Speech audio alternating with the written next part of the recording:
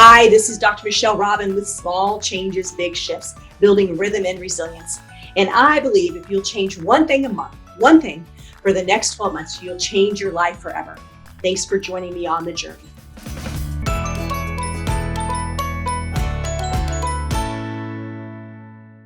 Hey, we're going to get started today. So we have a light crowd. Miriam's around, Lisa's around, Eleanor's around, and you and I are around. So, hey, we're just going to pretend we're having a nice old lunch together, having a great conversation.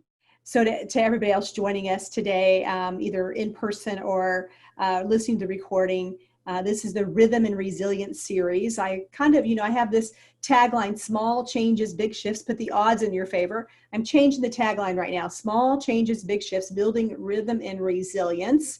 And so about 3 weeks ago, we started a series, my team and I, called Rhythm and Resilience to help us navigate this COVID time. And so as we were doing that, I started thinking about who inspires me and keeps me on track with life. And somebody that's in my head often is our guest today. But I want to start with a quote from yesterday. Heidi Hanna, one of the leading experts on stress in the country and the world, actually. And her quote was, "Stressing is a blessing when we learn how to use it for good." Stressing is a blessing when we learn how to use it for good. I think she had a lot of little nuggets, and today's guest will also have some. Edith Varley is a speaker, advisor, educator, and the founder of the Varley Group, where she drives an outcome-based mission to transform human potential into constructive contribution. In her practice, she uses systems thinking initiatives to identify needs and establish outcome-based objectives. Prior to founding the Varley Group in 2000, hard to believe 20 years ago, she served for 25 years in the business of chemical manufacturing, which would be interesting right now to talk about, right? Where she started in sales and ultimately led the company as CEO and owner. During her tenure, Edie helped people find the meaning in their work. That's a key word right now, meaning in their work and the value in their contribution. And as CEO, led the company to a double-digit net operating profit. What I'm thinking about, and the word I want to hone in there, first of all, say welcome. Welcome to Fun Friday. Thank you, Michelle. It's a joy to be here. I just giggle seeing your smile because it's just absolutely infectious. And hopefully people, I know you may be listening to this, but hopefully you get a chance to see the vibrancy of my guest today, Edith Varley. But I want to tackle the word meaning, because I think a lot of people are trying to understand what's happening with COVID-19, but hopefully they're being more intentional about what they leave behind in the normal world to go on to the next normal world. And so talk to me what the word meaning means to you. At this moment in time, it's purpose, in effect. How are we living? How are we deciding to use this pause that's global? I have been often asked with my clients, well, what are you doing? Are you anxious? Absolutely not. In fact, I'm embracing this pause. Why? It's an opportunity to act as a sabbatical where you honestly pause, reflect, examine, and recalibrate intellectually, physically, emotionally, and spiritually. And it's been a very sweet time. And since you're not gathering together using a Zoom go-to-meeting kind of opportunities, there's an engagement, not the same as one-on-one, but refreshing, different, and change is constant. Let's get real. It's natural and it's here. So finding meaning, finding purpose, it's never hard work that wears us out. It's really work that has no meaning, has no purpose. It's not something bigger than we are. And so I'm not looking at this as a world upside down. I'm looking at this world right-sizing because families are coming together. The board games, you can't even buy them now. They're just out of stock. You have to engage. You have to listen. So I just see this as a springtime of sorts. Springtime in so many ways. Well, first of all, one of our guests listening live today, her and her family love games. And you may not know this about me, but I love games. That's the bad news about only having two of us live in our house and two four-leggeds. I wish they could play games. I love games. So I would say that it's so funny. We have a lake house. And I'm like, if people don't want to play games, I'm not going. Because for me, that's how I relax because it gets my mind engaged.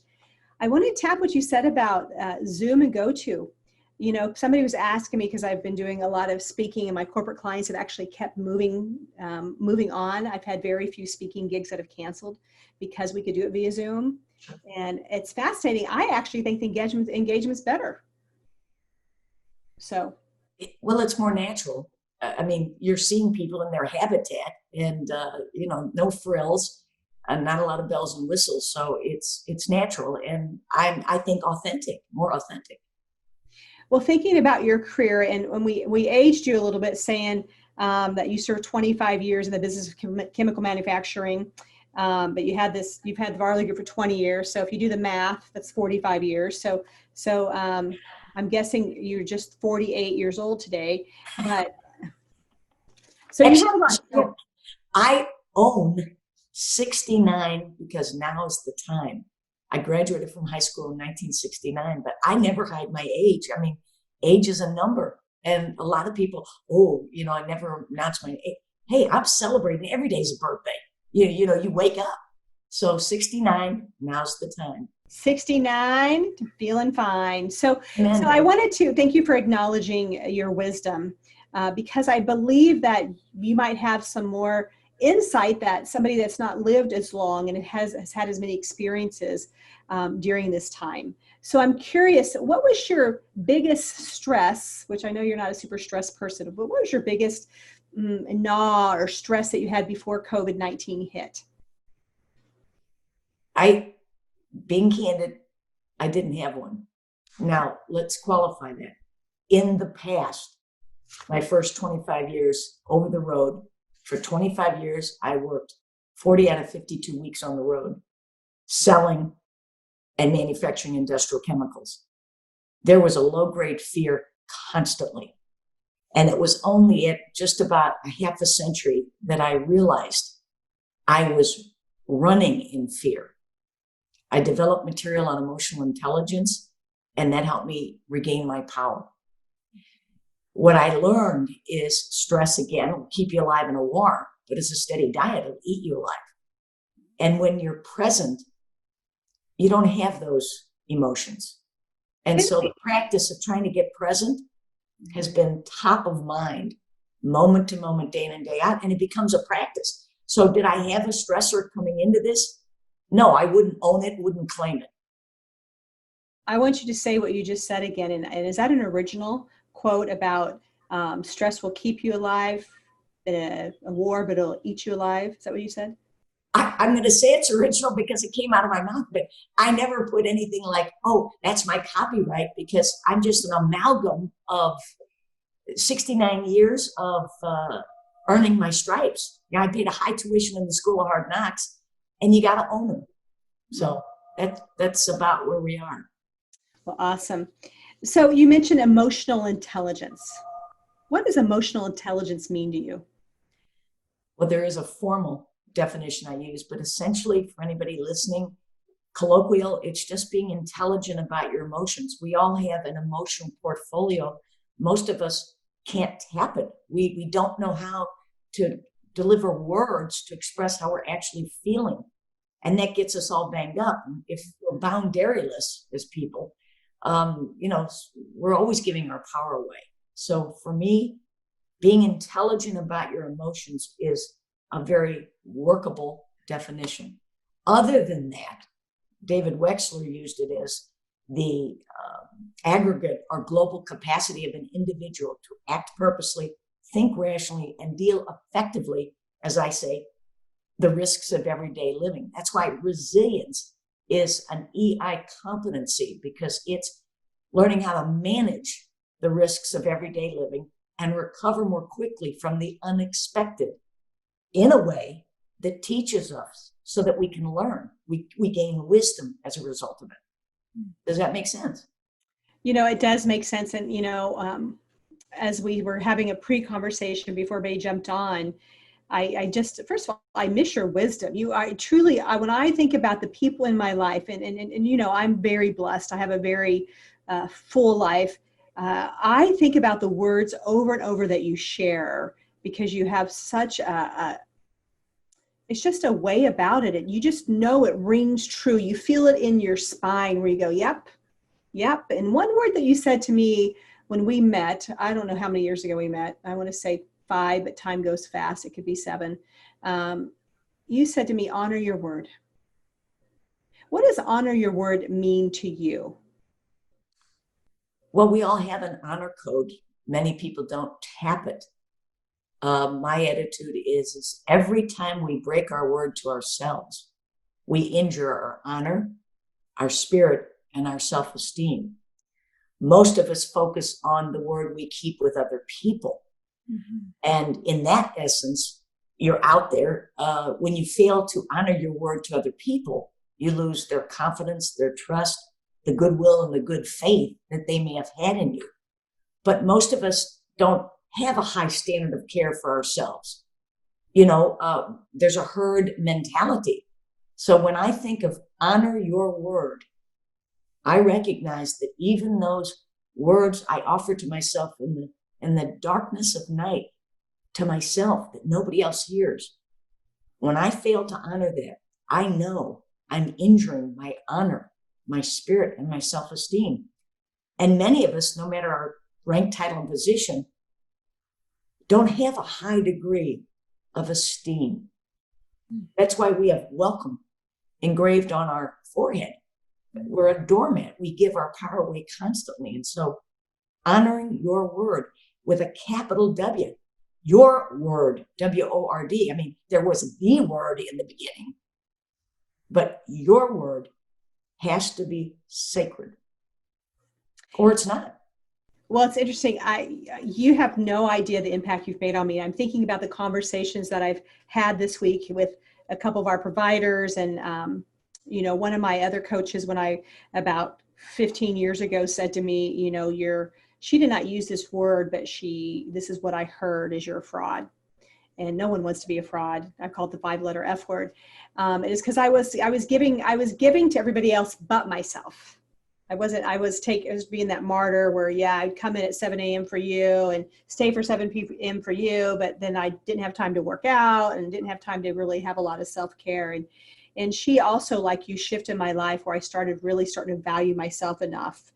And I believe one of the gifts I'm going to get out of COVID is time, and then re-looking at what I'm here to do in the next part of my life, in the next season, which has been fascinating. And I got Eleanor, and I've been trying to talk to my team saying, don't ask me what my vision is. I want to know what your vision is.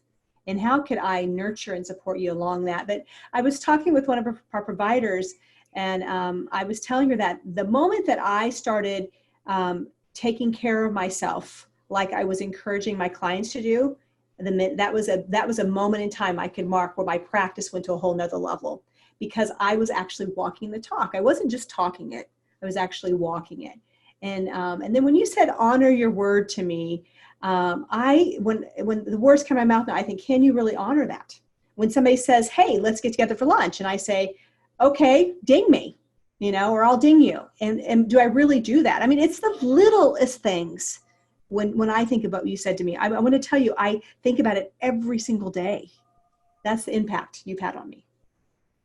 Well, I say thank you for sharing that with me. For one, it's a great affirmation, because since I believe I've paid a lot of tuition in the School of Hard Knocks, it's my desire to, where I can, enlighten somebody else in some way, illuminate something for them, because we all have to live our life. I can't live somebody else's. I can suggest some things when asked. My caveat is always accept, reject, modify anything I offer here. I don't have the cornerstone on brains. And as you said, Edie, is that original? Anything I think that comes out of my mouth could be original, but I don't own it, don't claim it, because I think you get inspired. You're around different people, you get inspired, and what might land on your ears might be very valuable to somebody else. It sounds trite. It sounds overused. So I don't know. But in this conversation, when you were talking about the way people impact you, I've been impacted oftentimes. Let's go back to that giving component. Mm-hmm. I thought I was a giver, but a friend of mine said to me, Edie, I give you gifts, or I want to bless you too. And you go, oh, you didn't need to do that. So you're not really a giver. because you're looking for a proof or a receipt of some sort. You don't want to be obligated. A real giver is a generous receiver, because they're two sides of the same coin. You talk about illuminating something important to me. And so I have worked to be a generous receiver.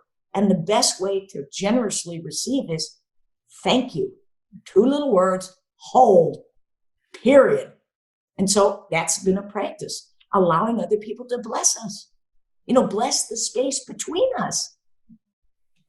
Bless the space between us. Eckhart Tolle, I believe it says, I think it's Eckhart Tolle says that if the only prayer you said was thank you, it would be enough. Sounds like a plan, right? Sounds like a great plan.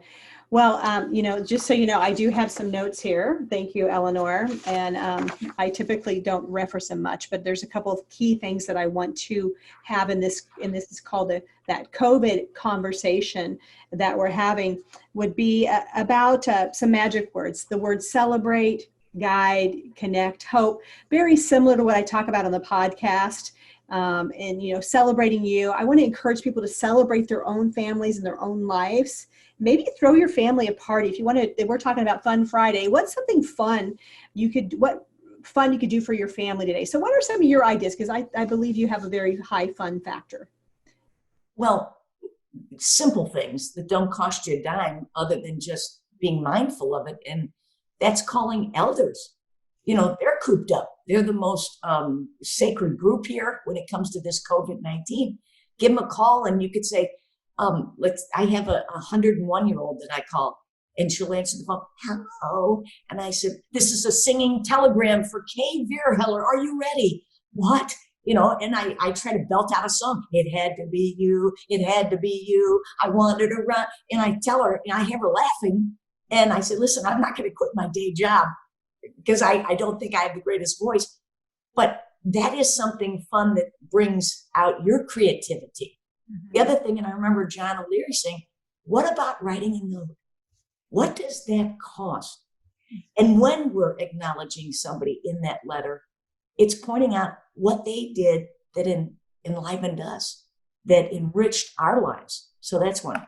Some people are getting in their automobiles and driving by somebody's house who has a birthday and gathering as many people as they possibly can and hanging balloons out the window and yelling and screaming and honking the horn. That's something else too. Or baking a cake and acting like you're Julia Childs in your home. Have a video and say, I'm baking a cake just for you. Or baking cookies. Or whatever you're doing in your home, invite them in. Now, if they're elders, likely they don't have any technical skills.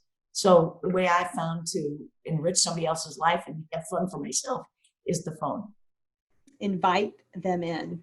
I would say, and invite yourself in, so for me, I've been, the first few weeks of this COVID-19, I was a little frazzled, not going to lie, very frazzled, trying to figure out my business and what's the next step, and then keeping my patients safe, keeping myself safe, keeping Crystal safe. And then the last few weeks, and all of a sudden I thought of the words I kept hearing, you got to find a rhythm, you got to find a rhythm, you got to find a rhythm. It's like a broken record to be resilient through this reset. And it used my creativity, and it also helps me be lifted because I get to talk to people like you. So as we are taking this pause, how do we really celebrate that? I really hear those words you're saying. So what about guidance? I'm sure that people have been calling you and saying, okay, wise one, wise woman, which you truly are. What's some of the guidance you're giving other people? Well, in business, we say it depends. First, are they getting to work? Or are they working in a new unnormal, if you will, from what they used to do? How resilient are they in developing new skills so that they can still be as effective? Calming them down from the worry about what's going to happen tomorrow. Mm-hmm. Many of these people are successful, but now they're home. Some of them are trying to homeschool and work, wondering when this is going to be over. Their routine has been banged up entirely, and creating new rhythms, mm-hmm. being more resilient. In other words, being able to manage the change and the risk of uncertainty. Because this is, I think, part of our life. It's a lifetime skill, learning how to turn uncertainty into understanding. Mm. That's a critical component. And I think it's a cornerstone of resilience, because when everybody's banged up about, oh, what's going to happen tomorrow, they're no longer living in the only moment they have, right here and right now. And so it's establishing some order to their life. My attitude too is, what are the things that you always were going to do if you had time? Cleaning out the drawers, cleaning out the closets, starting a fashion show for yourself. What can I blast my into? And how have I trimmed down? And now I can wear those things I had 20 years ago that are still fashionable because it's come back. I just try to get them to pause, reflect, and examine so they can recalibrate. What would you like to see in a perfect world? What is it that's missing here today? How can we help establish some order as the leader of your own household? The model of how you manage uncertainty. It's a big deal, I think, uncertainty, understanding. I'm wondering if part of the resilience is, I'm not sure we've been as resilient as a species the last decade or so. And I'm not judging it. I'm just making awareness of being somebody who deals with people one-on-one, every day for 28 years and how it feels like it's shifted, that people are struggling more. There's more addictions, there's more suicides, there's more disconnection. How do you build resiliency? And what are some tools? I think about it as tools. And for me, I'm just hearing this conversation because I've not ever had this conversation before. And I'm thinking, okay, what have I done to build resilience? And part of it is a routine, consistency. I like to eat a certain way. I like to work out a certain way. I build my practice a certain way. So what about tools? How do people build that muscle? Well, I start with a framework. What is it you'd like to see? Many of us have top of mind about what we don't want to happen. Mm-hmm. And my attitude is, okay, you've got this huge canvas called your life. All right. So how are you going to paint that canvas about what you want to see happen? What you're going to live into rather than what you don't want to see? Because of my friends and even those that I've counseled, when I learn what's top of mind, I see them going directly to that. And all of a sudden they've parachuted in and said, how'd I get here? So the framework is, first paint what you want it to look like, your life, the legacy of your life. What do you want those relationships that are closest to you to look like? So like a fire alarm, I know in advance if that fire alarm goes off, what I'm going to do. Same in relationships. This is what resilience, this is a framework and a cornerstone for a resilient life is, what do I want the relationships in my life to look like after an engagement with me? More committed, more productive, more energized after an engagement with me, or full of resistance, ill will, and maybe a spirit broken in two. Mm-hmm. And since it's people that we want around us when we're ill or dying, it's not the plaque on the wall. It's a revisiting to the framework of their own life. And that goes back to self-awareness and then mastery of self. Once I know better, will I choose to do better? And in our busyness, being under Satan's yoke, we fail to be productive and contributing value in somebody else's life because we're so busy. So first you build a framework about what you want your life to look like, what you want those relationships to look like. What is your purpose? That's a big word, and there's lots of books on it. But if you can establish with clarity, what is the reason you're on this planet? Because none of us are getting off this planet alive. A tool would, again, be to be very mindful about staying present right where you are. So you've already established what you want your life to look like, and you want to live into that. You've already established what you want each of the relationships in your world to look like. and to be after an engagement with you. And as you make that plan and keep that plan top of mind, it's a practice, because that's what life is, an experiment, but it's a continuous practice of self-development and developing others by our model. That's a full-time job. And when you finally pause enough and reflect, which is a leadership competency, long enough to really revisit, what am I doing? And does it add value? Am I making some significant contribution? It may never be on a marquee, but it matters here, and it matters to those commitments I've already made and am trying to honor. Because all of this goes back to, you mentioned the word self-care. I call it being self-full. Many people, both men and women, think taking in the oxygen is selfish. And I see, if we do not consume the oxygen necessary to fulfill the commitments we've already made, first to ourselves, because we're the producer in this equation, then having enough oxygen to fulfill those commitments we've made, whether by omission or commission. So all of this again goes revolving around honor my word with a capital W. Your word matters. It makes a difference. We don't operate in isolation. So these are just some of the things I'm thinking about when you're trying to develop tools and frameworks that allow us to develop these skills necessary to be flexible, nimble, agile in thought, word, deed, and action. A lot of people don't have agility in this day and age, and I think it's a leadership competency that can be developed. These are all skills. That's why emotional intelligence is a smart skill. Once you discover your own emotional portfolio and understand who and what get on your last good nerve, you can start to plan in advance. Ooh, when that happens, I'm going to do this. I just finished a book called Boundaries. Maybe you're familiar with it. When to say yes and how to say no. Woo! What a read. Which is another one of the things in my pause, reflect, and examine what I'm doing is reading, not only just books for entertainment, but for growth and development. And that was one book, and it's a power hit because it says, unless you as an individual understand and own your own real estate, the first word of empowerment is no. And we have to teach children its power. But the child in all of us has to learn it too. So that's my story. I'm sticking to it.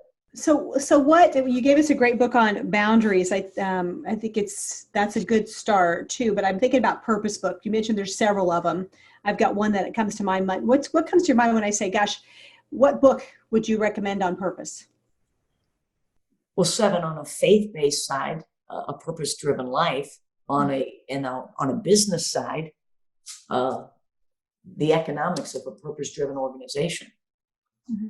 And because there is always an economic value to somebody who knows who they are, knows where they're going, and has that purpose that illuminates the pathway for other people. When we live in alignment with what we say we believe and what we do, that's an elixir to folks who are adrift. So the purpose-driven life, I think, and then the economics of a purpose-driven organization, those are 2 that come to my mind. But whether you read a book or you don't, just establishing for yourself that baseline, I'm here because it's almost your mission statement.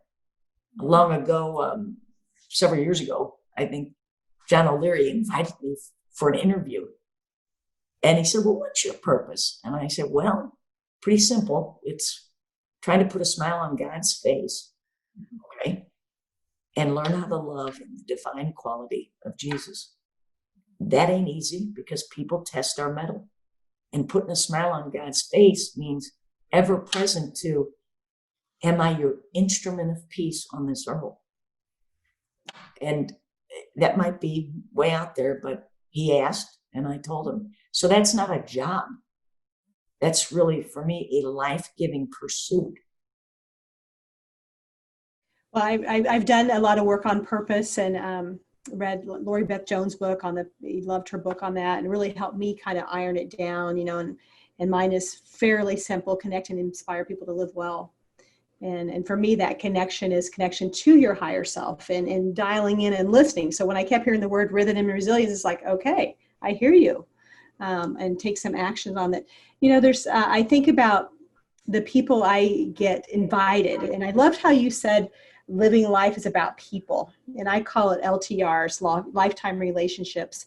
And I'm actually going to be having a conversation on the Wellness Consortium Facebook page, for those of you that are in the wellness group, with Tom Hill, a mutual friend of ours, who's a master of lifetime relationships. And I call myself a people collector. Not really, there's the connection, but really it's how do you become valuable in each other's lives? Whether it's showing up with a smile, or showing up with a kind word, or saying yes when your friend calls and says, hey, would you help me out on my Rhythm and Resilience series? So I think about that connection of really helping people. But people are, a lot of people are lost, whether they're 25 or they're 45 or they're 75. I see a lot of people lost. What's your wisdom on that? And I know you've covered a lot of it already. If people just listen to the first 20 minutes of this conversation, there's so much wisdom. And by the way, if you have questions, now's a great time to put them in the chat. And anything that you're taking away from this conversation, I'd love to hear it, so we can give Edie some love. So back to my question. You put that love on, baby, because LOVE is a 4-letter word, and I love it. Michelle, I want to compliment you and your creative juices in the midst of this uncertainty, with the Rhythm and Resilience series, where you've invited people with themes every day and every week, to just have a conversation and share where they are. Because we all have pearls of wisdom. We might not recognize them, but take a bow for the contribution of value you're bringing to people's lives. And particularly because you record these, and so they're available for anybody that clicks on at any time night or day to tune in and turn on to something that might inspire them and help them overcome the hiccups that they might be experiencing at this moment. Going back to people who feel lost, it's a state of mind. And training our minds is an important ingredient in our personal development. How we think translates then often to what we do, how we feel. And I believe, since we have a thinking brain and a feeling brain, when we marry those, we can be soaring because we've blended it. So since I think loss, feeling lost, again, a state of mind. So what do we do when we feel scattering, have a bit of anxiety, and again, the uncertainty? How do we take some of that uncertainty out of that and create some understanding? It's hooking up perhaps with other people that we've admired, who seem to be living a more peaceful, calm, liberated life. You're not encumbered. Because ultimately, if we think back, when we lose everything, all of a sudden, that's when you find what's most important. What are the things we most value? And this is a great time, in my mind, for a lot of people to start to get lean in their thinking, to activate the simplicity of life and resurrect for themselves sort of, why did I get married? Why did I have children? Why did I select this vocation or this career? Does that all still have the same value and meaning to me? Or have I voided the meaning, being so busy? And that contributes to our no longer believing that the contribution we make has meaning, has value, is purposeful. And so it's a great time to think about how words create worlds. Rhythm and Resilience spoke to you, and then you created this, and it speaks to a lot of people. Do we have a rhythm in our life, agile, fluid, that we can move and chuck and jive and really manage the risks of everyday living and recover from the unexpected more quickly in a way that helps us learn from the choices we made, be they omission, I wasn't present to that choice, or commission, I was right on it. So that would be one way I would look at anybody who states, gee, I'm lost. But most of us do a lot of this in the world behind our eyes. We're speaking to ourselves 1,000,000 times a minute about things as we sort of survey the world in front of us. I'd say, take a pause, take a listen. To your point, listening to that small voice within you. But we have to do that in stillness and quiet, in solitude. The noise that's around us, even if it's white noise, really disturbs our countenance, disturbs the spirit within. As you know, something I did trademark was, I believe, the most valuable, renewable resource in the world is the human spirit. And I capitalized human and spirit. We all know we're spirit. And it is the most valuable, renewable resource in the world. And each of us has an opportunity to renew the spirit in another person. So when we're feeling sorry, pitiful, lost, maybe we look outward a bit and see how that smile, that kind word, that thank you can shift somebody else's perspective, give them a new lease on life, afford them a little bit of a pause in the distress that a lot of people feel because their schedule has been reordered and not of their liking until they decide, this is my life. And look at the relationships. Are they life-giving? Are they life-threatening? Or are they life-taking? There's a lot to unpack there. I'm thinking about renewing, and that's another great R. And, where we're getting rejuvenated and but I do like that, the renewing of the human spirit. That's a good quote, Eleanor. I'm not sure, you'll have to listen to capture that. But during this rhythm and resilience time, are we really renewing? And I want to tell you, I'm getting renewed. And I know this is Fun Friday, but I'm going to tell you, I'm having so much fun in this conversation. So, one of the words I use, once again, celebrate, guide. I say these again, so I remember to always bring them up. Celebrate, guide, connect. We've got some phenomenal guidance today. I believe that if you just listen to one of the series, if you just take some of the guidance we got today, you're going to shift your life. Small changes, big shifts. Sometimes I live out the F, but you got what I mean. Small changes, big shifts. You got to get this shift out of your life. And that's what you're talking about. Edie, how can people, here's the deal. How can people connect with you? You're really not on social media. We know that. We've talked about that before. How can people connect with you? Do you have a book they can buy? Are you doing coaching? Well, the answer is you're right. I'm not on social media. I'm trying to manage LinkedIn and my emails. Okay. You can call me a fossil if you want. I do offer counsel to executives or any individual. I believe we have the answers within us. And oftentimes having someone unpack it aloud gives them an opportunity to hear what they're saying and then repeating it back and guiding them. It's a beautiful word, guiding them to the answers that are significant for them. So yes, I do that. And I'm doing it now by Zoom.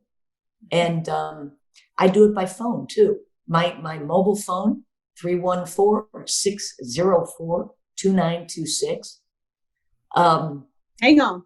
Say it again. 314. You're going to give it. You guys remember where Reverend Patricia Bass gave you the opportunity to reach out to her for a prayer? Hopefully some of you did. All right. Eleanor, did you, Eleanor? Okay. So 314-604-2926. And my office number, landline, I still have it. And I don't have a caller ID on it because I believe every call is divine appointment. Even if it's a solicitor, and I get many of those too, robocalls, but I try to put a lift in their step and a song in their heart. It's 636-225-9211. I'm operating from my home. This is my office. I'll give you a small little tour. If this works, I don't know, can you see? I'm going around, going around. Wait a minute. You can tell I'm a rookie technologically, going around and around and around. I have a beautiful garden. Can you see that? Yeah. Okay. I've got a lot of people's pictures, folks I love. My calendar, I don't put everything on that calendar until it's locked and loaded. This is what I'm looking at from my right, your left, and going back. And I think you saw that. Now I'm going to try and put this hammer back on here. Oh, how's that good? Can you still see me? Yes. All right. It's excellent. This is where I operate, world headquarters. The Varley Group is an army of one. My clients are my group because they're the ones that spread the word, the good word, if you will. And all my business last 20 years has been word of mouth. And I honor that because I think by divine providence, my business has grown every year. Like you, my speaking engagements have been canceled, which again, divine. So our medium now were those individual clients. I've been using this medium or the phone. Many of them have known me. It's like Edie on the go. Oh, I'm about to go into this meeting. Remember we were talking about such and such. And I try to provide some counsel right then. I believe a lot of people already have the answers. Now, when it comes to emotional intelligence and helping executives and individuals develop the smart skills of emotional intelligence, that's a longer process because a smart skill is one that you can actually develop. A lot of people call them soft skills. I don't like that. I think it undermines the power of someone in taking their power back and living a self-full life where they're calling the ball in their own life. No regrets. They're not looking back, living in the past. They're living in the present and creating a beautiful legacy of their own making. Ownership.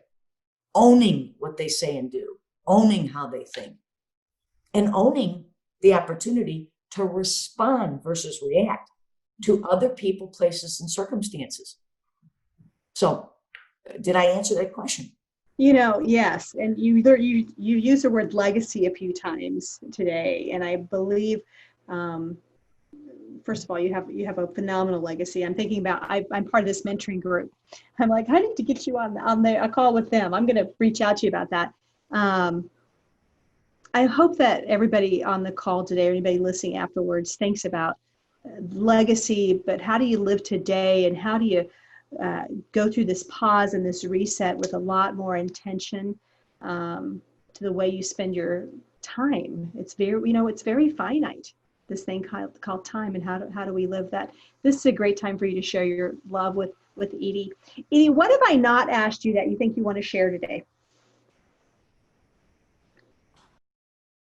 That's a stump. What have you not asked me that I want to share? I came into this with no expectations, although I do want to share that the root of all conflict is unmet expectations. I knew our theme was rhythm and resilience, and I was looking for you to prompt so that whatever came out was just unplugged. Edie Varley unplugged. Well, you definitely delivered. I'm kind of, it's almost like we're amping up here. Either I'm getting better at asking questions, or we save some great guests. Every guest just keeps building on each other, which is totally awesome. I really love that. I will say this, and I sent this to you, but you're a very skilled interviewer, highly skilled, and it makes everybody comfortable that they can just be themselves, and things resonate with you, and then you pull them back out because you might want the audience who might have missed something. Again, a lot of noise. We miss some pearls of wisdom, but it's always been a joy to be interviewed by you and communicate with you, just converse about everyday subjects. Well, you just are a dear soul, and I want to claim you as I know you have some siblings in your life. How many siblings do you have? I have 10 that are living. I'm one of 14. 4 of my brothers have passed away. And we've laughed about this before. Love's a verb. with 14 kids. I don't know how my parents did it, but I'm grateful they didn't stop with me. And so there's 10 of us living. And on Sundays at 10 o'clock, we use Zoom to stay in touch because they're in California, they're in Florida, they're in Arkansas, they're in Tennessee. There's 5 of us in St. Louis, but and our nieces and nephews get on there as well. So what are ways to keep the family together? It's great. And then we go around the horn and we say, what's doing in your life? Share something with us. And there's something always exciting happening when you invite people to share their story. And we put a thing, we say 90 seconds, but it's great. And not everybody talks. And my one brother is the Zoom coordinator. So it works out beautifully. So were you doing it before this happened, before COVID? No, we were actually meeting before COVID. Every month, the 5 in St. Louis would meet, and then we'd call up the brothers and sisters that weren't there and try to include them through FaceTime. But yeah, and I'm certain that puts a smile on my parents' face because that's what they wanted for us, that in their passing, the family would stay tight and close together. And that ain't easy, all different personalities, et cetera. But I wouldn't trade it. My parents had the right DNA for me, and for that, I'm grateful. Well, I have to tell you, I don't have any sisters. I have 3 brothers. But the words I keep hearing is, I'm going to adopt you as my big sister. And Accept.